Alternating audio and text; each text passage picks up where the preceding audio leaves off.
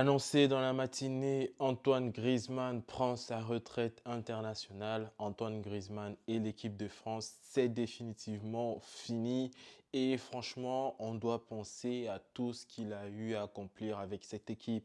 Avec l'équipe de France, notamment Antoine Griezmann, c'est une compétition de l'Euro en 2016 magnifique.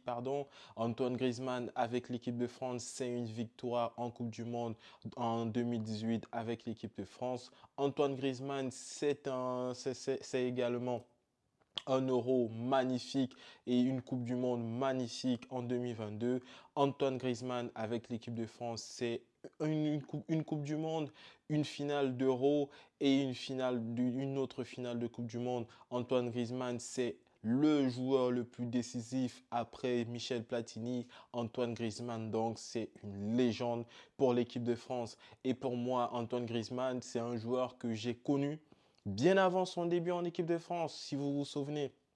Antoine Griezmann à la Real Sociedad qui avait reçu une sanction disciplinaire et qui n'avait pas pu, ou bien qui ne pouvait plus être appelé avec l'équipe à prime. Antoine Griezmann, cet Antoine Griezmann-là qui avait bué l'Europe à la Real Sociedad et qui avait poussé l'Atlético de Madrid à aller le chercher. Antoine Griezmann, c'est un monument du football français et pour moi, c'est une grosse perte pour l'équipe de France. Personnellement, quand on voit ses prestations actuelles avec l'Atlético de Madrid, on se dit qu'il aurait encore pu donner beaucoup plus à cette équipe.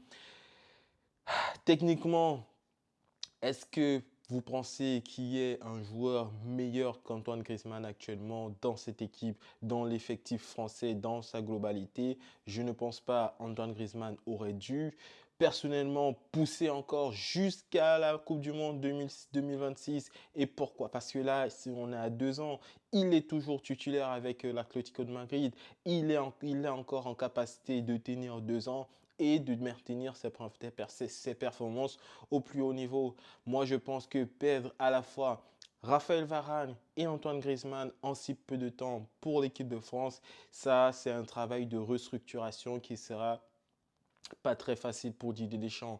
Didier Deschamps qui le dit même, Antoine Griezmann était pour beaucoup son chouchou. Il a eu une relation privilégiée avec lui. Ils se sont toujours très bien entendus et il le remercie pour ça. Franchement, c'est un plaisir d'avoir vu ce joueur avec l'équipe de France et ça me fait un petit pincement au cœur de savoir que plus jamais je ne le verrai avec l'équipe de France avec ce maillot.